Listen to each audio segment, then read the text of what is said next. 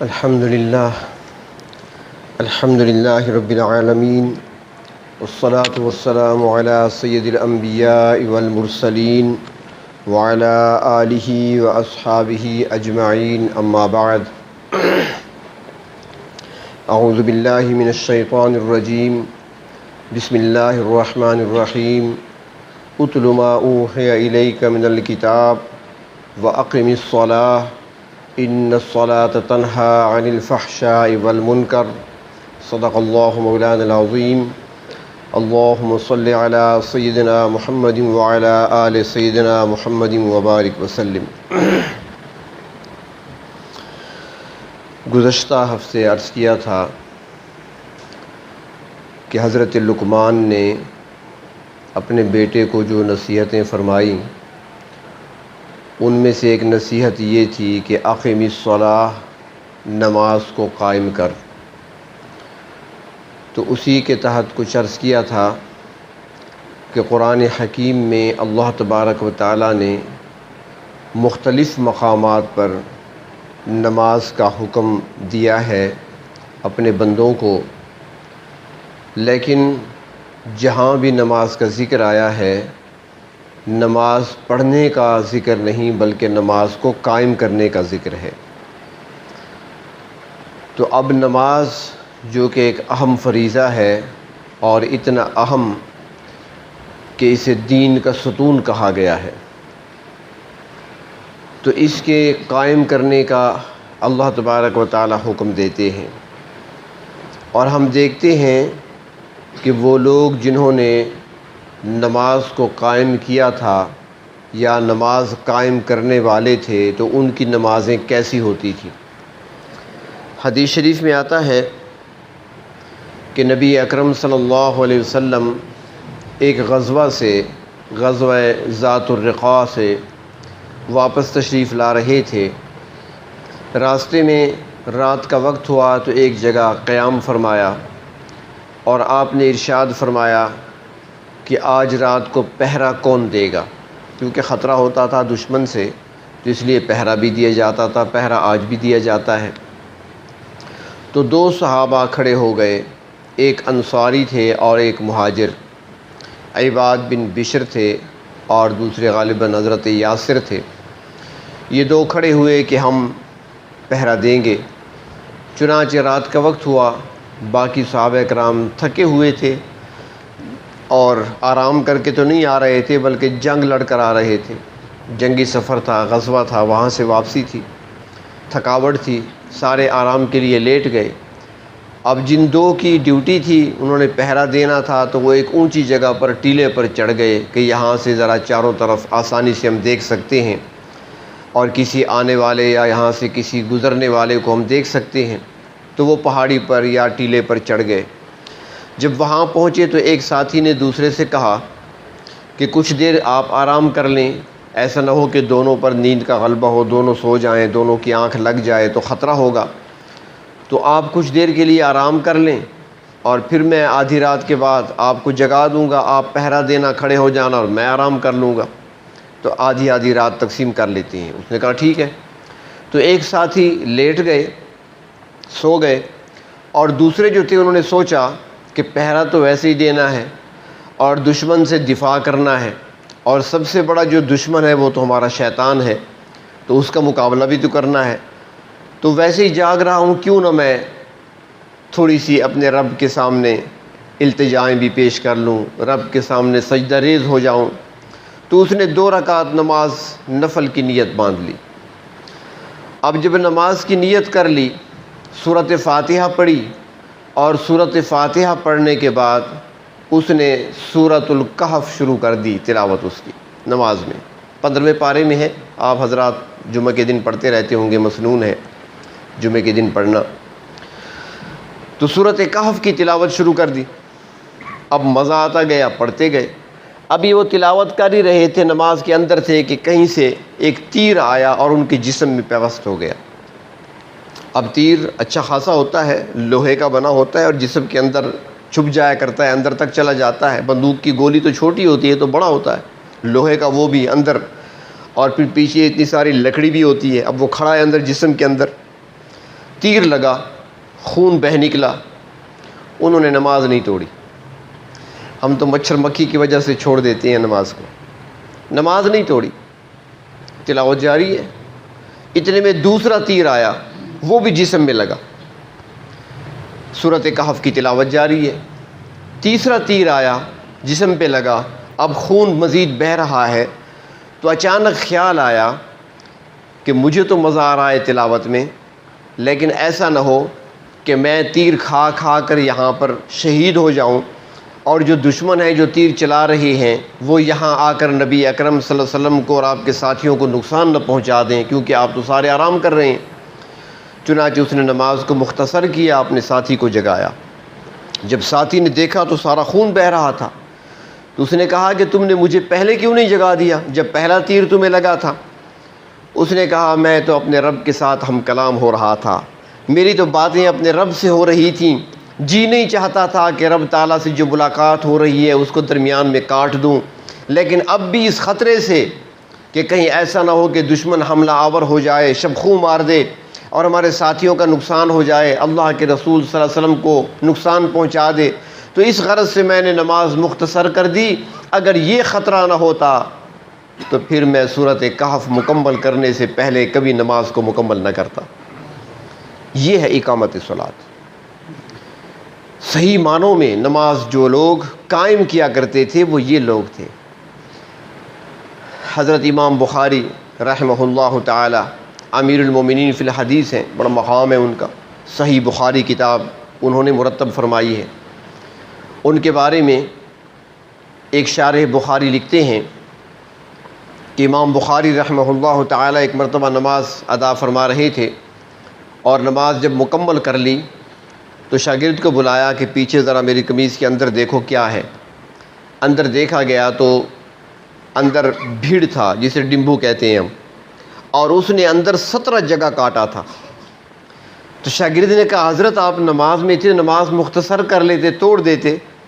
اس نے کہا جانتے ہو نماز کیا ہے؟ رب تعالیٰ سے ملاقات کا نام تو نماز ہے، میں اس ملاقات کو مختصر کر دیتا اس تھوڑی سی تکلیف کی خاطر۔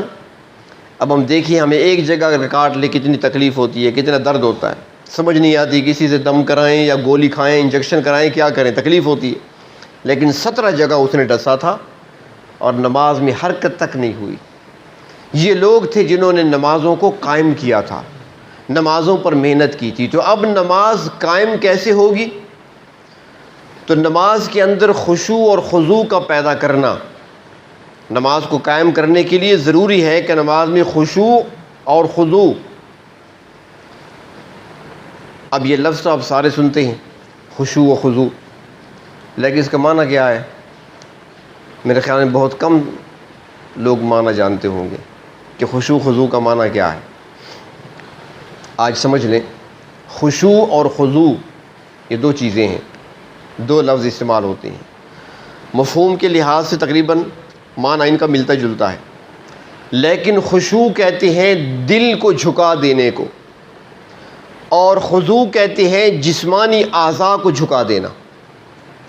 یعنی نماز اس انداز میں ادا کرنا کہ دل بھی رب کے سامنے جھکا ہوا ہو، اور خضوع ہو کہ اعضاء بھی اپنے رب کے آگے جھکے ہوئے ہوں، دل کے اندر اللہ کا خوف ہو، دل کے اندر اللہ تبارک و تعالیٰ کی عظمت ہو، دل کے اندر اللہ تبارک و تعالیٰ کی بڑائی موجود ہو، اور اپنے آپ کو انسان اللہ کے سامنے حقیر سمجھ رہا ہو، یہ خشوع ہے۔ اور انسان کے اعضاء، اس کا جسم انکسار کا پیکر بنا ہوا ہو، نظریں جھکی ہوئی ہوں، ہاتھ پرسکون ہوں، سر پرسکون ہو، توجہ دھیان ایک طرف ہو، اللہ کے سامنے ایک عاجز بندے کی صورت پہ کھڑا ہو، اس کا نام خضوع ہے۔ اور جو نماز پہ ایسے کھڑا ہے اور کبھی ایسے کر رہا ہے، کبھی ایسے کر رہا ہے، یہ خشوع نہیں ہے، یہ نہ خشوع ہے نہ خضوع ہے۔ حدیث شریف میں آتا ہے نبی اکرم صلی اللہ علیہ وسلم کے سامنے ایک شخص نے نماز پڑھی اور داڑھی کھجا رہا تھا۔ اللہ کے رسول نے فرمایا کہ اگر اس کے دل میں خشوع ہوتا تو اس کا ہاتھ یوں حرکت نہ کرتا۔ اس کے ہاتھ کا یوں حرکت کرنا بتا رہا ہے کہ دل کے اندر خشوع نہیں ہے، کیونکہ اندر دل میں جو خشوع ہوگا تو اس کا اثر ظاہر پہ آئے گا۔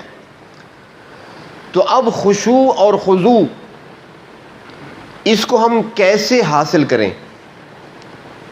اصل بات یہ ہے کہ ہم نے خشوع خضوع کو حاصل کرنا ہے، صرف سننا نہیں ہے، ہم نے سننا سنانا مقصود نہیں ہے، بلکہ مقصود عمل ہے، اور عمل کے لیے ضروری ہے کہ جو الفاظ آ گئے خشوع خضوع جو ذریعہ بنتے ہیں اقامت صلاۃ کا، خشوع اور خضوع جو ذریعہ ہیں نماز کو قائم کرنے کا، تو اب یہ خشوع اور خضوع کس طریقے سے ہم حاصل کریں گے، ہمیں کیسے حاصل ہو؟ تو اس کے لیے اکابرین نے، علماء نے جو ترتیب بتائی ہے، جو طریقے بتائے ہیں، اگر اسی کے مطابق ہی نماز کی تیاری کی جائے تو انسان آسانی سے خشوع خضوع حاصل کر سکتا ہے اور پھر وہ نماز قائم کر سکتا ہے۔ اس کے لیے سب سے پہلی چیز ہے طہارت، یعنی وضو کا صحیح طریقے سے کرنا، آداب کا خیال رکھتے ہوئے، مستحبات کا خیال رکھتے ہوئے وضو کرنا سب سے پہلی چیز، یہ نماز کی تیاری ہے۔ اور وضو میں بولنا، باتیں کرنا، اس سے پرہیز کرنا، توجہ رکھنا، اور اس کے لیے جو مسنون دعائیں ہیں جو نبی کریم صلی اللہ علیہ وسلم سے ثابت ہیں، ان دعاؤں کا اہتمام کرنا، پڑھنا۔ اللہم اغفر لی ذنبی ووسع لی فی داری وبارک لی فی رزقی، یہ دعا نبی اکرم صلی اللہ علیہ وسلم سے ثابت ہے، یہ وضو کے دوران پڑھ سکتے ہیں۔ اس طریقے سے کلمہ شہادت ہے نماز کے بعد۔ کچھ لوگ ایسے انگلی بھی اٹھاتے ہیں، یہ انگلی اٹھانا ضروری نہیں ہے، یہ سنت نہیں ہے۔ آسمان کی طرف دیکھ سکتے ہیں، دیکھ کر کلمہ شہادت پڑھنا، لیکن انگلی اٹھانا یہ مستحبات میں سے نہیں ہے۔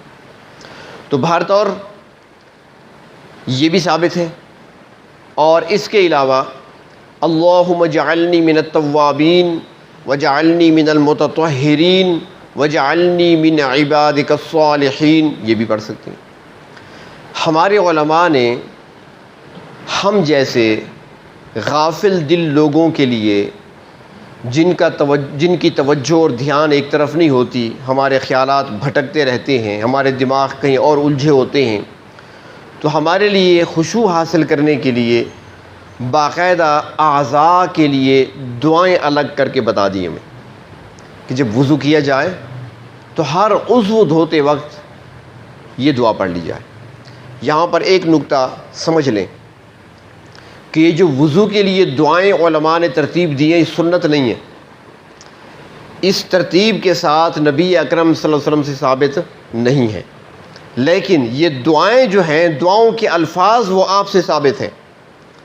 دعائیں ہیں نبی کریم صلی اللہ علیہ وسلم کی، مختلف موقعوں پر مانگی ہوئی، علماء نے ان کو ترتیب دے کر بتا دیا کہ وضو میں ان مواقع پر ان کو پڑھا کریں تو اس سے فائدہ ہوگا، اور اس کے فوائد بہت زیادہ ہیں۔ اس کی مثال ایسے ہے، جیسے آپ بیٹھے ہیں گھر میں چارپائی پہ بیٹھے ہیں، اچانک خیال آ گیا آپ نے ربنا آتنا فی الدنیا حسنہ وفی الآخرۃ حسنہ وقنا عذاب النار۔ اب یہ دعا نبی کریم صلی اللہ علیہ وسلم کثرت سے پڑھا کرتے تھے، جب بھی آپ دعا کے لیے ہاتھ اٹھاتے تو یہ دعا لازماً ہوا کرتی تھی اس کے اندر۔ لیکن آپ جس حال میں بیٹھے ہیں، جس انداز سے بیٹھے ہیں، جس ٹائم بیٹھے ہیں، اس ٹائم اس انداز سے اس حال میں بیٹھ کر آپ کا مانگنا وہ تو ثابت نہیں ہے۔ دعا تو آپ سے ثابت ہے، لیکن اس موقع پر جس طرح آپ بیٹھے ہیں مانگ رہے ہیں ثابت نہیں ہے۔ تو اب ہم یہ تو نہیں کہہ سکتے کہ یہ گناہ ہے، تم نے اس ٹائم یہ دعا نہیں مانگنی تھی، ہر ٹائم مانگ سکتے ہو اللہ سے مانگنا۔ جو سکھا دیا گیا ہے اس کے لیے مواقع تلاش کرنا وہ آپ کا اپنا کام ہے، خود تلاش کریں، اللہ سے مانگیں۔ تو اس طریقے سے وضو کی بھی ترتیب بڑی بہتر انداز سے بنا دی ہے کہ جب وضو کریں تو اس کے لیے بتا دیا، بہت ساری دعائیں ہیں، پہلے غالباً ایک مرتبہ یہاں پر ترتیب چلی بھی تھی دعاؤں کی۔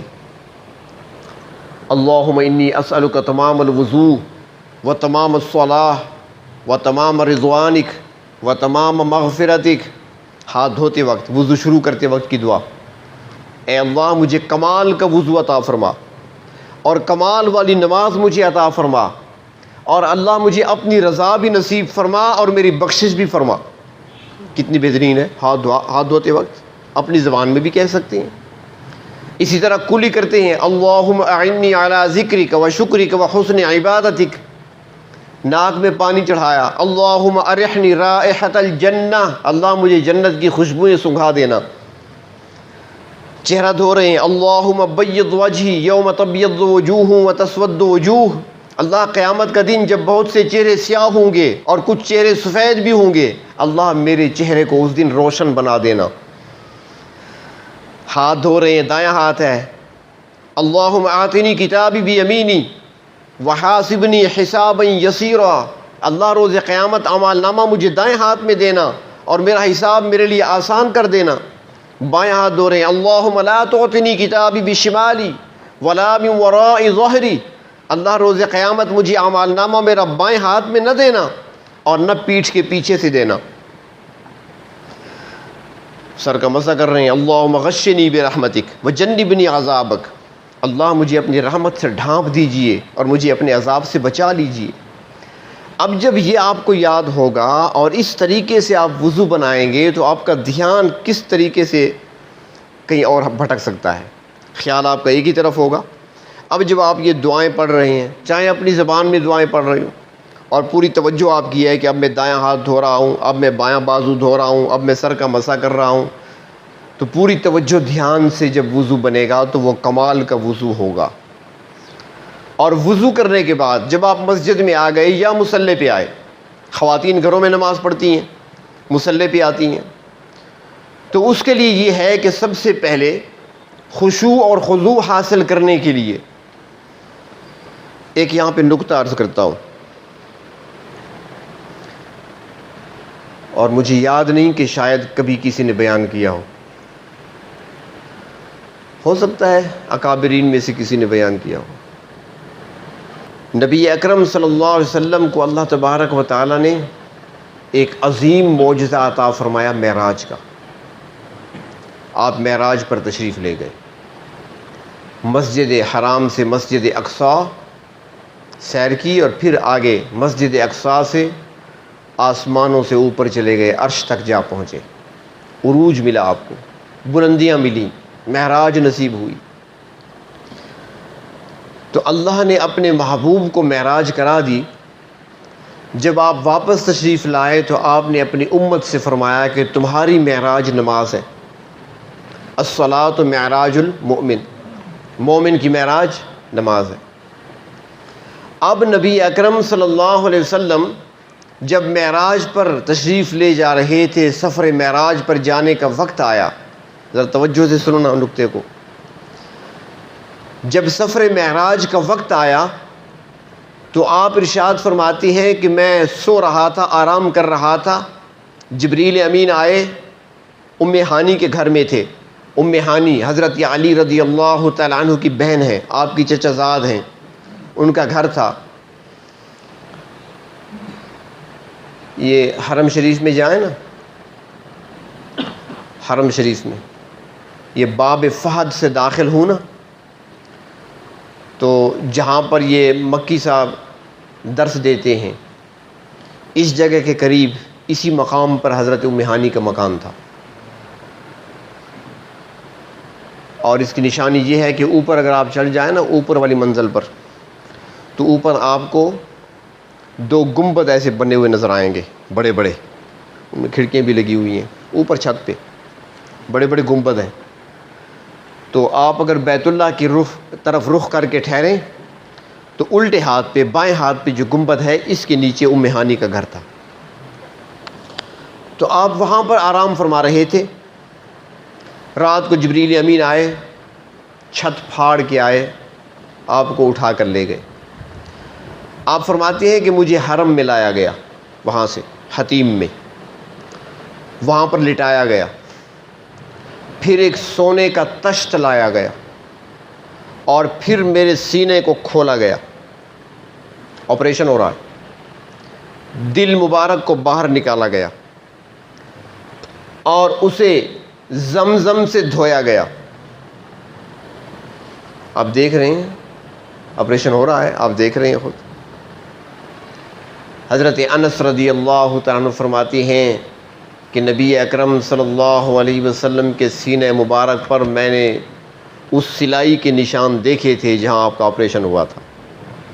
جب جبریل امین نے دوبارہ سلائی کی تھی نا، تو وہ نشان باقی تھے۔ حضرت انس فرماتے ہیں کہ میں نے دیکھے تھے، وہ باقی رہے نشان۔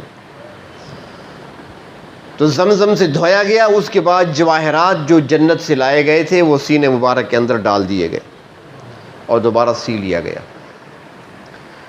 بات سمجھ رہے ہیں نا جی؟ میں خاص بات کرنے لگا ہوں۔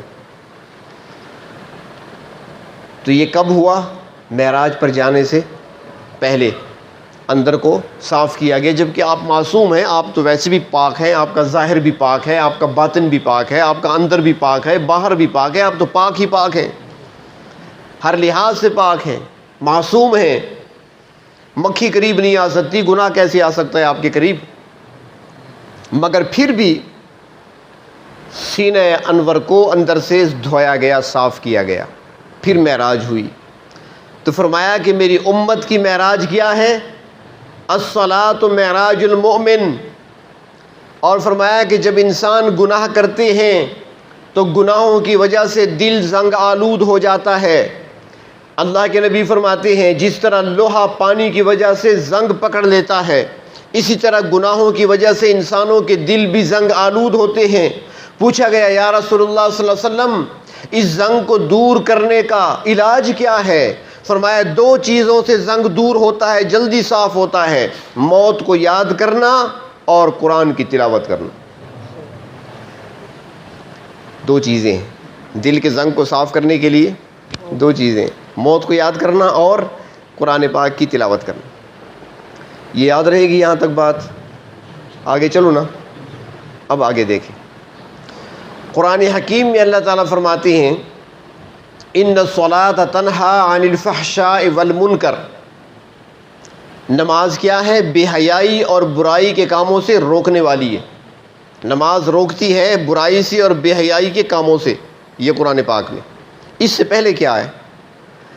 اس سے پہلے ہے اقم الصلاۃ، اللہ تعالیٰ اپنے محبوب کو حکم دے رہے ہیں نماز کو قائم کرو۔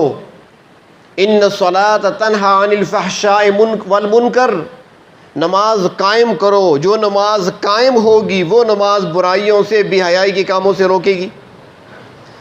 اب اس سے پہلے کیا فرمایا؟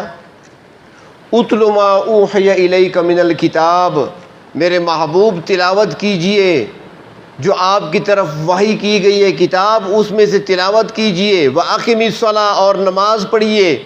معلوم ہوا کہ نماز سے پہلے زنگ کو صاف کریں، اور زنگ صاف ہوگا تلاوت کے ذریعے سے، تو اس لیے خشوع پیدا کرنے کے لیے نماز کے اندر بہتر ہے کہ وضو کر کے تھوڑی دیر بیٹھ کر تلاوت کر لیں، تھوڑی دیر بیٹھ کر زبانی کر لیں، جو آپ کو یاد ہے 1-2 سورتیں پڑھ لیں۔ اور اگر تلاوت نہیں کر سکتے تو پھر اس زنگ کو صاف کرنے کے لیے دوسری چیز کیا ہے؟ موت کو یاد کرنا۔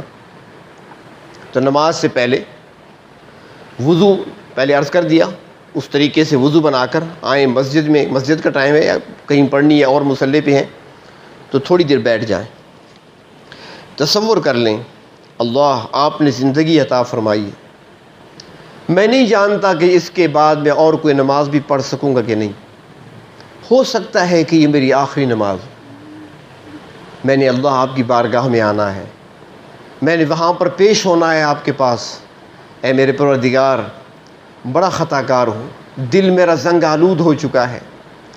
آپ کے محبوب صلی اللہ علیہ وسلم نے نماز کو تو مومن کی معراج قرار دیا تھا، اور یہ معراج میں کرنے نکلا ہوں لیکن دل میرا زنگ آلود ہے۔ اللہ آپ نے اپنے محبوب کو معراج کرائی تو پہلے آپ نے شق صدر کا واقعہ بھی ظاہر فرما دیا تھا، اللہ میں بھی اب معراج پہ چلا ہوں تو میرے دل کو پہلے صاف کر دیجیے۔ موت کو یاد کر لیں، تھوڑا استغفار کر لیں، لا حول ولا قوت الا باللہ پڑھ لیں۔ یہ نماز میں خشوع خضوع پیدا کرنے کے لیے بہت زیادہ معاون بنے گی یہ بات۔ اگلی بات، نماز سے پہلے کوشش یہ ہونی چاہیے نماز سے 2 منٹ 3 منٹ، اگر زیادہ نہیں تو 4 منٹ 5 منٹ، جو جتنا وقت آپ کو ملے، پہلے آ کر 2 رکعت نماز نفل پڑھ لیں، 2 نیتیں کر لیں، تحیت الوضو کی نیت بھی کر لیں، تحیت المسجد کی نیت بھی کر لیں، دونوں نیتیں کر لیں، 2 رکعت پڑھ لیں۔ جب یہ 2 رکعت پڑھ لیں گے تو اب جب آپ فرائض ادا کریں گے تو اس وقت تک آپ کی دل کی کیفیت بدل چکی ہوگی، آپ کی دل کی کیفیت بدل چکی ہوگی، اور پھر جب نماز کی طرف آئیں تو سارے خیالات کو جھٹک دیں. ہاتھ جو اٹھانے ہوتے ہیں نا، تکبیر تحریمہ جسے کہتے ہیں، ہاتھ اٹھانا، اس کے لیے حکم یہ ہے کہ ہاتھ ایسے جھٹکے سے اٹھائے جائیں، جھٹکے سے، جیسے کوئی چیز بندہ پیچھے کی طرف پھینکتا ہے. اللہ میں نے سب کچھ پیچھے ڈال دیا، اب میں آپ کے پاس آ گیا ہوں، سب کچھ پیچھے ختم، کسی طرف توجہ نہیں دینی. اب میں نے کھانا بند، پینا بند، بولنا بند، سب کچھ بند ہو گیا، اب نماز بھی آ گیا ہے. تو اب جب نماز پہ انسان آ جائے تو پھر توجہ دھیان نماز کی طرف رہے. ہمارے ہاں تو سورۃ فاتحہ شروع کرتے ہیں نا جی، تو پھر ایک ہی سانس میں مکمل کرتی ہیں ساری. ایسا نہیں ہونا چاہیے. حدیث شریف میں آتا ہے کہ ہر جملے پر پروردگار عالم اپنے بندے سے خوش ہو کر ہر جملے پر جواب دیتے ہیں. نماز تو اللہ سے کلام ہے، گفتگو ہے. مثلا آپ بات کرنے آئے ہیں میرے ساتھ اور آپ بولے چلے جا رہے ہیں، میری سنتے ہی نہیں ہیں، تو آخر میں کہوں گا یار میری بھی تو سنو، کچھ وقفہ تو کرو، بریک لگاؤ. مسلسل بولے چلے جا رہے ہیں، اب کتنے سوال آپ نے کر لیے، کچھ جواب تو سنو مجھ سے. سوال پہ سوال، سوال پہ سوال ہو رہا ہے. ایسا نہیں ہوتا. ایک سوال کرے گا، پھر اس کا جواب سنے گا، پھر سوال کرے گا. یہ گفتگو کا انداز ہے.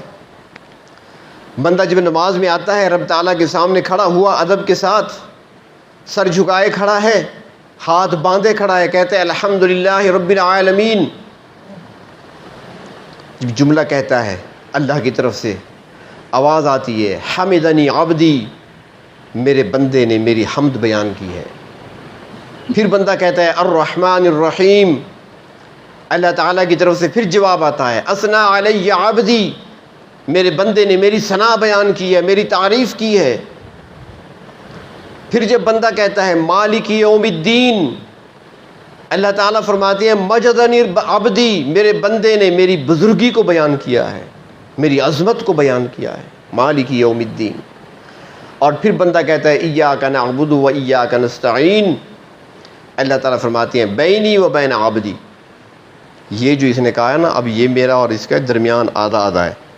اس نے وعدہ کیا ایاک نعبد، اللہ میں آپ کی ہی عبادت کروں گا اور مدد طلب کروں گا. اللہ فرماتے ہیں آدھی آدھی ہے، اپنے وعدے پر یہ قائم رہے گا تو مدد میں کرتا رہوں گا. وہ کہتے ہیں نا، جماعت الحضرات بتاتے ہیں نا کہ نماز پر اللہ تعالیٰ کا وعدہ ہے روزی دینے کا. وعدہ تب ہے نا جب بندہ بھی تو وعدہ پورا کرے نا. جب اس نے کہہ دیا اللہ میں آپ کی عبادت کروں گا، بندگی آپ کی کروں گا، بندہ بن کر رہوں گا، اللہ فرماتے ہیں بندہ بن کر تم رہو گے تو تمہارے ذمہ میں لیتا ہوں، روزی تمہیں میں دوں گا، مدد تمہاری میں کروں گا. پھر تو اب جب بندہ نماز پڑھے تو اس وقت توجہ اس طرف ہونی چاہیے، ہر جملے کو الگ الگ. الحمدللہ رب العالمین، الرحمن الرحیم، مالک یوم الدین. یہ صرف امام کے لیے نہیں ہے کہ وہ نماز میں اس طرح پڑھے، اور جب آپ کی باری آئے تو بس پھر ایک سانس میں شروع کریں سبحانک اللہم سے، پھر آخر تک آمین کہہ کر تھک گیا ہے، کیا ہو رہا ہے بھائی، نماز پڑھ رہا ہے. ایسی نماز نہیں، پرسکون انداز میں نماز کے ذریعے سے انسان راحت حاصل کرے. راحت پہ ایک حدیث یاد آ گئی. نبی اکرم صلی اللہ علیہ وسلم ایک سفر پہ جا رہے تھے. دوران سفر آپ نے ایک جگہ حضرت بلال سے فرمایا، بڑا عجیب جملہ ہے، نماز قائم کرنے والوں کو مزہ آئے گا. اللہ کے محبوب نے فرمایا یا بلال ارحنا بالصلاۃ، نماز کے ذریعے سے ہمیں راحت پہنچاؤ، نماز کے ذریعے سے ہمیں سکون پہنچاؤ، نماز کے ذریعے سے ہمیں چین پہنچاؤ، کیونکہ چین راحت سکون تو نماز میں ہی ہے. یعنی کہ نماز کا وقت قریب ہونے لگا ہے، تیاری کراؤ تاکہ جماعت کریں، نماز پڑھیں اور ہمیں راحت ملے نماز کے ذریعے سے. تو نماز سے تو انسان کو راحت ملتی ہے، اور ہم نماز پڑھ کے ہانپنے لگتے ہیں، کانپنے لگتے ہیں، سانس اکڑا ہوتا ہے. تو اس لیے نماز کو سکون سے ادا کرنا. اسی طرح رکوع میں، سجدے میں، تیرے سامنے میں جھک رہا ہوں، میرا کوئی نہیں اللہ تیرے سوا، اس انداز سے جھکیں اللہ کے سامنے. بندہ بہت قریب ہوتا ہے، نماز کی حالت میں بندہ اپنے رب کے بہت قریب ہوتا ہے.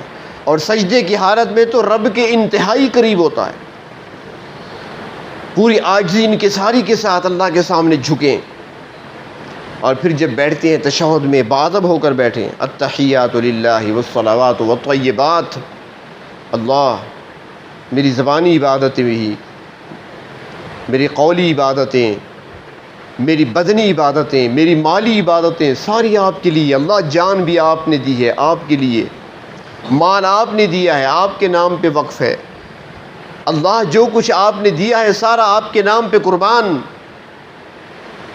اور پھر جب کہیں السلام علیکہ ایھا النبی، باادب ہو کر کہیں میں کس کی بارگاہ میں سلام عرض کر رہا ہوں، اور پھر السلام علینا وعلی عباد اللہ الصالحین، تصور اپنا بھی کرے پوری امت کا کرے، اللہ ہم پہ بھی سلامتی ہو، رحمتوں کا نزول ہم پہ، صرف مجھ پہ نہیں ہم سب پہ ہو، پوری امت پہ ہو۔ جب اس طریقے سے ہم نماز کو ادا کریں گے، ہماری توجہ ہوگی، دھیان ہوگا نماز کی طرف، تو پھر ہم کہیں گے نماز خشوع والی ہے اور خضوع والی ہے، یعنی دل بھی اس کے اندر جھکا ہوا ہو اللہ کی طرف، جسم کے اعضاء بھی جھکے ہوئے، ہمارا دھیان کسی اور طرف نہ ہو، نہ سر کھجانا یاد ہو، نہ داڑھی کھجانا یاد ہو، اور نہ ہی اپنے ہاتھوں کو حرکت دینا، کبھی ایک ٹانگ پہ کھڑے ہونا کبھی دوسری ٹانگ پہ کھڑے ہونا، ایسا نہیں، پرسکون کھڑے ہونا، اللہ کے سامنے کھڑے ہیں، کس ہستی کے سامنے کھڑے ہیں، بادشاہوں کے بادشاہ ہیں، مالک ہیں کل کائنات کے اور میری جان کے بھی، اس کے سامنے میری حاضری ہو رہی ہے، اس کے سامنے کھڑا ہوں، یہ حرکت کروں۔ تو اس لیے باادب طریقے سے جب ہم کھڑے ہوں گے تو تب ہمیں خشوع حاصل ہوگا، خضوع حاصل ہوگا، اور پھر ہماری نماز صحیح نماز بنے گی، اور پھر وہی نماز کہلائے گی جس نماز کو قائم کرنے کا حکم دیا گیا ہے، اور پڑھنا نہیں ہوگا، قائم کرنا ہوگا۔ آج ہم پڑھتے ہیں، قائم نہیں کرتے نمازوں کو، اقامت صلاۃ نہیں ہے، ادائے صلاح ہے، اور ادا کرنے کا حکم نہیں دیا گیا، اقامت کا حکم دیا گیا ہے کہ نماز کو قائم کرو۔ حضرت حاتم اصم رحمہ اللہ تعالی بہت بڑے بزرگ گزرے ہیں، کسی شاگرد نے، کسی مرید نے ایک مرتبہ پوچھا کہ حضرت آپ نماز کیسے پڑھتے ہیں؟ کوئی لاڈلا ہوگا ورنہ یہ باتیں عام تو نہیں بتائی جاتی۔ تو فرمانے لگے کہ جب نماز کا وقت ہوتا ہے تو بہت اچھے طریقے سے وضو کرتا ہوں، اور وضو کرنے کے بعد جب نماز پڑھنے کے لیے مصلی پہ آتا ہوں، کھڑا ہوتا ہوں مصلی پر، مسجد میں یا گھر میں، نوافل ہوں تو گھر میں ہو سکتا ہے، سنت ہے تو گھر میں بھی، جب کھڑا ہوتا ہوں میں تصور کرتا ہوں کہ پروردگار عالم میرے اوپر ہے، بالکل مجھے دیکھ رہے ہیں، اللہ تبارک و تعالیٰ میری طرف متوجہ ہیں، مجھے دیکھ رہے ہیں، اور سامنے تصور کرتا ہوں کہ ملک الموت میرے سامنے کھڑے ہیں، ابھی میری روح نکال لیں گے، اور دائیں طرف دیکھتا ہوں تو جنت ہے، بائیں طرف دیکھتا ہوں تو جہنم نظر آتی ہے، اپنے آپ کو پل صراط پر تصور کرتا ہوں کہ تھوڑی سی حرکت ہوئی تو گر جاؤں گا، اور سوچتا ہوں کہ شاید میری زندگی کی آخری نماز ہو۔ اس طریقے سے نماز پڑھتا ہوں۔ پوچھنے والے نے کہا حضرت یہ کب سے آپ پڑھ رہے ہیں؟ فرمایا تقریباً 30 سال سے، 30 سال سے میں اس طریقے سے نماز پڑھ رہا ہوں۔ تو پوچھنے والے نے کہا حضرت ہم تو آج تک ایک نماز بھی ایسی نہیں پڑھ سکے۔ تو یہ لوگ تھے جو نماز کو قائم کرنے والے تھے، یہ لوگ تھے جن کے نمازوں میں خشوع بھی ہوتا تھا، خضوع بھی ہوتا تھا، ان کا ظاہر بھی حاضر ہوتا تھا، ان کا باطن بھی حاضر ہوتا تھا۔ تو آج ہم بھی اگر تھوڑی سی مشق کریں، تھوڑا سا اگر دھیان دیں، پڑھتے تو ویسے ہیں، تھوڑی توجہ دیں، تھوڑی محنت تو ضرور کرنی پڑے گی اپنے آپ کو عادی بنانے کے لیے۔ ابتداء میں ذرا مشکل ہوگا، ایک بار کوشش کریں گے پوری کامیابی نہیں ہوگی، دوسری بار کوشش، بالآخر اللہ تعالیٰ کامیابی عطا کر ہی دیں گے، اور ہمیں وہ نماز نصیب ہو جائے گی جو مقصود ہے، بشرط یہ کہ ہم محنت کرتے رہیں، تھوڑا وقت نکال لیں، 5 منٹ نکالتے ہیں تو اس کو بڑھا کر 10 منٹ کر لیں، اور اس میں یہ محنت کر لیں اور پھر جب نماز بندہ قائم کرنے والا بن جاتا ہے تو پھر اس کو وہ مقام ملتا ہے، وہ مرتبہ ملتا ہے عبادت میں جو بندگی کی انتہا ہے، جسے مقام احسان کہتے ہیں۔ پھر وہ مقام احسان نصیب ہوتا ہے بندے کو کہ ایسے رب تعالیٰ کی عبادت کرو، تعبد اللہ کأنک تراہ، کہ تم اس ذات کو دیکھ رہے ہو، اور اگر اتنا نہیں تو پھر اتنا تو کر لو نا کہ وہ پروردگار تمہیں دیکھ رہے ہیں، پھر یہ کیفیت نصیب ہو جاتی ہے۔ تو یہ ہے حقیقت میں اقامت صلاح، جس کے اندر خشوع بھی ہو، خضوع بھی ہو، ادب بھی ہو، احترام بھی ہو، توجہ بھی ہو، دھیان بھی ہو، صحیح معنوں میں انسان اس کا خیال رکھتے ہوئے رب تعالیٰ کی بارگاہ میں اپنے آپ کو پیش کرے اور حاضر کر دے۔ اور اس میں اکثر ساتھی کہتے ہیں کہ بھئی خیالات آتے ہیں، وساوس آتے ہیں، وہ تو آئیں گے۔ اس کا علاج ایک تو یہ ہے کہ نماز کی نیت کرنے سے پہلے لا حول ولا قوت الا باللہ یہ 3 بار پڑھ لیا کریں۔ لا حول ولا قوت الا باللہ، توجہ سے پڑھیں کہ اللہ تبارک و تعالی کے حکم سے یہ سب کچھ ہو رہا ہے، اللہ تعالیٰ کی قوت اور قدرت کاملہ یہ سب کچھ کر رہی ہے۔ اللہ آپ کے حکم کے بغیر، آپ کی دی ہوئی طاقت کے بغیر، آپ کی قوت کے بغیر میں کچھ نہیں کر سکتا، نماز بھی نہیں پڑھ سکتا، عبادت بھی نہیں کر سکتا۔ اللہ آپ کی مدد شامل حال ہوگی تو میں کر سکتا ہوں۔ اور دوسرا یہ ہے کہ خیالات آئیں گے لیکن ان کو جمانا اچھا نہیں ہے، آئے آپ جھٹک دیں، پھر خیال آئے، وسوسہ آئے، اس کو جھٹک دیں، توجہ اپنی نماز کی طرف کر لیں، اس کے معانی کی طرف کر لیں۔ وہ حضرت اقدس حضرت مولانا اشرف علی تھانوی رحمہ اللہ تعالیٰ کو کسی مرید نے لکھا تھا کہ حضرت مجھے نماز میں وساوس بہت آتے ہیں، وساوس بہت آتے ہیں۔ تو حضرت نے اس کا جواب جو دیا نا، وہ ایک شعر لکھ کر دیا تھا کہ خبر تجھ کو ناداں اتنی نہیں ہے، خبر تجھ کو نادان اتنی نہیں ہے کہ وساوس کا آنا کہ لانا برا ہے۔ یہ بھی تو سوچ لو نا کہ اس کا آنا برا ہے یا لانا برا ہے۔ آنا برا نہیں ہے، وہ تو آئیں گے، آپ خود لے کر آئیں تو یہ برا ہے۔ خود نہ سوچیں، اپنی دکانوں کا حساب خود نہ کریں، نماز کے اندر اپنا حساب کتاب خود نہ کریں۔ آپ خیال آیا جھٹک دیں، توجہ نماز کی طرف رہے، دھیان نماز کی طرف رہے۔ اور اس میں ایک یہ بھی ہے کہ وہ نمازیں جن میں امام آہستہ قرأت کرتا ہے، تلاوت آہستہ کرتا ہے، سورۃ فاتحہ آہستہ پڑھ رہا ہے، علماء فرماتی ہیں کہ ان نمازوں میں بھی آپ سورۃ فاتحہ اپنے دل میں دہرایا کریں، زبان سے نہیں، زبان سے نہیں، زبان خاموش رہے، دل میں دہرایا کریں اور معانی پر، مفہوم پر غور کیا کریں، پھر آپ کو خیالات نہیں آئیں گے، وساوس نہیں آئیں گے۔ تو تھوڑی سی محنت ہے اگر ہم اپنی نمازوں پر کر لیں اور یہی ہماری نماز درست ہو جائے۔ اگر زندگی کی ایک نماز بھی ہماری اللہ کے ہاں قبول ہو گئی نا تو انشاءاللہ بیڑا پار ہوگا۔ ہم تو ویسے ٹکرے مار رہے ہیں، ہماری نمازیں کوئی نمازیں تو نہیں ہیں، ہم نے نہ تو نمازوں کو سیکھا ہے اور نہ ہی نماز کو ہم ادا کرتے ہیں، پڑھتے ہیں، بس جو بچپن میں سیکھ لیا تھا اسی طرح ہماری اٹھک بیٹھک ہو رہی ہے، باقی ہم توجہ دھیان سے تو نہیں پڑھ رہے، نہ اس میں خشوع ہوتا ہے، نہ خضوع ہوتا ہے، نہ ادب ہوتا ہے، کچھ بھی نہیں ہوتا اس کے اندر۔ تو اس میں تھوڑی سی اگر محنت کر لیں ہم سب مل کر تو انشاءاللہ ہماری نمازیں بن جائیں گی۔ اور جب پھر نماز بنے گی اور نماز جب بندہ قائم کرے گا تو پھر پروردگار عالم اس کا ذمہ لے لیتے ہیں، پھر آپ کو یہ روزی کے لیے وظیفے نہیں پوچھنے پڑیں گے، پھر آپ کو نہیں پوچھنا پڑے گا رزق کی تنگی ہے کوئی وظیفہ بتا دو، کیونکہ جب رب تعالیٰ نے خود ذمہ لے لیا تو پھر تو وہ کسی کتاب میں دیکھا تھا کہ ایک مرتبہ بغداد میں قحط پڑا تھا، بہت زیادہ قحط، لوگ بڑے پریشان تھے، کھانے کو کچھ نہیں مل رہا تھا، بھوکوں مر رہے تھے لوگ۔ تو ایک شخص جا رہا تھا، اس نے دیکھا سامنے سے ایک غلام آ رہا ہے اور بڑا ہنستا ہوا اور کودتا ہوا، چھلانگے لگاتا ہوا، بڑی خوشی سے آ رہا ہے۔ اس نے روک لیا، ہوئے تو غلام لگتا ہے، غلام ہو کسی کے؟ اس نے کہا جی ہاں غلام ہوں۔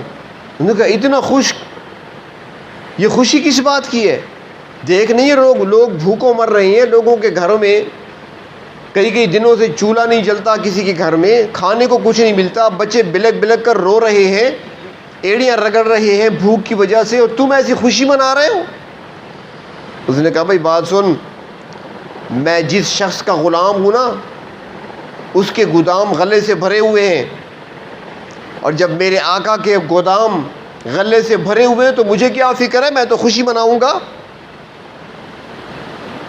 تو اس پوچھنے والے کا دھیان بھی کہیں اور چلا گیا۔ اس نے کہا میں بھی کیا سوچ رہا تھا، جب اس کا ایک عارضی غلام آقا ہے، دنیاوی مجازی مالک ہے اس کا، اس کے پاس گودام اگر غلے سے بھرا ہوا ہے تو اتنی خوشی منا رہا ہے، اور میں جس آقا کا سجدہ کرتا ہوں، جس کا میں غلام اور بندہ ہوں، اس کے تو گوداموں کی کوئی حد ہی نہیں ہے، مجھے بھی وہی عطا کریں گے۔ تو جو نماز قائم کر لیتا ہے تو پھر وہ آقا اپنے گوداموں سے عطا کرتے ہیں، پھر بندے کو کسی اور سے مانگنے کی ضرورت پیش نہیں آتی، بندے کو کہیں ہاتھ پھیلانے کی ضرورت پیش نہیں آتی، بشرط یہ کہ بندہ بھی اپنا بندگی کا حق ادا کر دے۔ اللہ تبارک و تعالی ہمیں حقیقی بندگی نصیب فرمائے۔ یہ ایک پرچی آئی ہے کہ جو عورتیں دیے جلاتی ہیں یا منتیں مانتی ہیں دیے جلانے کی، ان کے بارے میں پوچھا گیا ہے مسئلہ۔ یہ دیے جلانا یہ اصل میں ہے کیا؟ اصل یہ تھا کہ پرانے زمانے میں جب بجلی نہیں ہوا کرتی تھی، لائٹ نہیں ہوا کرتی تھی، تو مساجد کے اندر چراغ اور دیے جلتے تھے، تیل والے دیے جلا کرتے تھے مسجدوں کے اندر۔ پھر غربت کا زمانہ بھی تھا، اور دیے کے لیے، چراغ کے لیے تیل بھی چاہیے، تو اس زمانے کے لوگ منت مانا کرتے تھے کہ اگر میرا فلاں کام ہو گیا تو میں مسجد کے دیوں کے لیے اتنا تیل دوں گا، یا میں اتنے چراغ جا کر وہاں پر روشن کروں گا تاکہ اللہ کا گھر روشن ہو جائے، یا ویسے ثواب کی نیت سے وہ وہاں تیل دیا کرتے تھے اور چراغوں میں دیوں میں تیل ڈالا کرتے تھے۔ یہ تھا اس زمانے میں۔ اب تو بھائی بجلی کا زمانہ ہے، منت ماننی ہے تو یہ مانو کہ اگلے مہینے مسجد کا جو بل آئے گا وہ میں دوں گا، اور یہ سارا مہینہ آپ کے نام سے بلب چلتے رہیں گے، اور ہمیں پہلے سے بتا دیا کریں تاکہ ہم بھی خوب استعمال کریں کہ بل آپ نے دینا ہے، پنکھے بھی خوب چلائیں گے اور لائٹیں بھی خوب جلائیں گے دن رات۔ تو اب اگر کرنا ہے تو مسجد کا بل دو، یہ چراغ دیوں سے کچھ نہیں ہوگا، اب اس کی کیا ضرورت ہے؟ اگر آپ گھر میں جلانا پسند نہیں کرتے تو مسجد میں کیوں جلاتے ہو؟ گھر میں بدبو آتی ہے، کمرہ کالا ہو جائے گا، اور مسجد بیچاری ہے کہ وہاں پر آپ سارے آ کر رکھ دیتے ہیں، لائن کے اندر جلانا شروع کر دیتی ہیں۔ تو پہلی بات یہ ہے کہ اللہ تبارک و تعالی سے ہی مدد مانگنی چاہیے، اور جو بھی نظر ماننی ہو وہ صرف اور صرف اللہ کے نام کی ہی مانی جاتی ہے۔ لیکن ایک جملہ یہاں پر عرض کر دوں، یہ منت ماننا، نظر ماننا اسلام میں پسندیدہ عمل نہیں ہے۔ منت ماننا یہ پسندیدہ عمل نہیں ہے، اچھا عمل نہیں، اسلام اس کو پسندیدہ اور اچھا نہیں سمجھتا، اس لیے کہ اللہ کے ساتھ آپ شرط لگا رہے ہیں، اللہ میرا یہ کام ہوگا تو میں یہ کروں گا، میرا یہ کام ہوگا تو میں 100 رکعت نفل پڑھوں گا، میرا یہ کام ہوگا تو میں 4 روزے رکھوں گا، شرط لگا رہے ہیں۔ تو اسلام میں یہ پسندیدہ عمل نہیں ہے، لیکن کسی نے اگر منت مان لی ہے اللہ کے نام کی تو پھر پورا کرنا واجب ہے۔ ماننا تو ٹھیک نہیں، اچھی بات نہیں ہے، لیکن جب مان لی ہے اب پورا کرنا پڑے گا، اب چھوڑ نہیں سکتے۔ اور اگر آپ نے شروع سے منت یا نظر مانی ہے ناجائز کہ فلاں قبر پہ جا کر میں دیا جلاؤں گا، فلاں مسجد میں جا کر دیا جلاؤں گا، جبکہ دیوں کی ضرورت ہی نہیں ہے وہاں پر، مسجد کو خراب کرنے والی بات ہے، تو لہٰذا یہ ناجائز ہے، اور اس منت کا پورا نہ کرنا ضروری ہے۔ جائز منت کا پورا کرنا ضروری ہے، اور اس طرح کی منت کا پورا نہ کرنا ضروری ہے، اس کو چھوڑ دیا جائے، منت ہی غلط مانی ہے۔ اللہ کے گھر صفائی مانگتے ہیں، وہاں پر صفائی ہونی چاہیے۔ اللہ کا گھر تو وہ ہے کہ اللہ تبارک و تعالیٰ اپنے خلیل کو، جلیل القدر پیغمبر ہیں اللہ کے خلیل ہیں ابراہیم علیہ السلام، اللہ تعالیٰ ان کو حکم دیتے ہیں میرے ابراہیم تم بھی اور تمہارے بیٹے بھی میرے گھر کو صاف رکھو۔ ان طہر بیتی للطائفین والعاکفین ورکع السجود، میرے گھر کو صاف رکھو طواف کرنے والوں کے لیے، یہاں پر رکوع اور سجدہ کرنے والوں کے لیے، نمازیں پڑھنے والوں کے لیے میرے گھر کو صاف رکھو۔ اللہ تعالیٰ فرماتے ہیں میرے گھروں کو صاف رکھو، اور آپ وہاں پر دیے جلا کر گند پھیلاتے ہیں۔ تو لہٰذا اس طرح کی پہلی تو منت اور نظر ماننی نہیں چاہیے۔ اگر کسی نے غلطی سے مان لی ہے وہ توبہ کرے، استغفار کرے، آئندہ ایسا نہ کرنے کا اللہ سے عہد کرے اور اس کو پورا نہ کرے، اس کا پورا کرنا واجب نہیں ہے۔ ہاں اگر روزے رکھنے کی منت مانی ہے تو پھر وہ پوری کرے۔ اور عورتیں تو خیر سے وہ منتیں پھر ایسی مانتی ہیں نا، پھر ہم سے مسئلے پوچھتی ہیں۔ ابھی کل بھی کسی نے پوچھا کہ میں نے ایک نظر مانی تھی، اللہ میرا یہ کام ہو جائے میں 2 مہینے پورے روزے رکھوں گی۔ اب اس نے مجھے میسج کیا کہ میں نے ایسی نظر مانی تھی تو اب میں ہر ہفتے میں اگر 2 روزے رکھوں تو ٹھیک ہے۔ میں نے کہا نہیں، جتنے اس طریقے سے رکھی ہیں دوبارہ رکھو، 2 مہینے مسلسل رکھنے پڑیں گے۔ ایک روزہ بیچ میں چھوڑو گی پھر سے شروع کرو گی۔ کس نے کہا ہے تمہیں غلط منت مانو؟ اپنی طرف سے اس وقت تو شعر بن جاتے ہو نا، پورے کرو پتہ چلے۔ اس نے کہا میری جگہ کوئی اور رکھ سکتا ہے؟ میں نے کہا یہاں کا تو مجھے پتہ نہیں، پنجاب کا مولوی کوئی ہو تو شاید رکھ لے، وہ ایسے کر لیتے ہیں وہاں پر، اتنی فیس جمع کرا دو ہم رکھ لیں گے، بس رکھتے نہیں ہیں، وہ ختم کی فیس لے لیتے ہیں۔ وہ کہتے جی میں نے ختم بخشوانا ہے، بس ٹھیک ہے میرے پاس ایک ختم تھا بس وہ میں نے دے دیا، 500 مجھے دے دیں۔ تو ایک مولوی سے مجھے ملے پنجاب کے تھے، تو اس نے کہا آج میں نے 4 ختم دیے ہیں۔ میں نے کہا یار یہ پڑھے کب ہیں؟ اس نے کہا کیوں 3 بار سورۃ اخلاص پڑھو، ختم کا ثواب ملتا ہے نا۔ میں نے صبح 4-5 مرتبہ 3 بار پڑھ لیا تھا، جو ملتا ہے ختم، میں نے کہا لے لو پیسے دو۔ اب یہ طریقے ہمیں تو آتے نہیں ہیں۔ تو بہر طور میں عرض یہ کر رہا تھا کہ غلط طریقے سے نظر نہیں ماننی چاہیے، اگر مان لی ہے تو اس کا پورا کرنا ضروری نہیں ہے، چھوڑ دینا ضروری ہے۔ اور منت صحیح طریقے سے ماننی چاہیے، بلکہ علماء سے رابطہ ہونا چاہیے کہ کس طریقے سے ہم منت مانیں، اتنی مانیں جتنی آپ کر سکیں۔ یہ پرانے زمانے میں ہوتے تھے نا، اس وقت ڈھوڈے پکتے تھے، ڈھوڈے۔ ایک عورت نے منت مانی تھی 100 ڈھوڈے پکاؤں گی، پھر اس بیچاری سے ہوتا نہیں تھا، پورے محلے کی عورتوں کو اکٹھا کیا تھا میرے ساتھ بنواؤ ذرا۔ وہ 100 ڈھوڈے پکانا کوئی مذاق ہے؟ وہ سارا محلے کی عورتیں بیٹھی ہیں، ڈھوڈے بن رہے ہیں اور پک رہے ہیں۔ تو اس طرح کی نظر نہیں ماننی چاہیے، وہ مانیں جو آپ پوری کر سکیں۔ اور بہتر یہ ہے کہ اللہ تبارک و تعالیٰ سے مانگیں اور حاجت، نفل حاجت پڑھ کر اللہ سے مانگیں۔ جب کام ہو جائے تو شکرانے کے نوافل ادا کریں، شکرانے کے روزے رکھیں، شکرانے کی عبادت کریں، اللہ کا ذکر کریں۔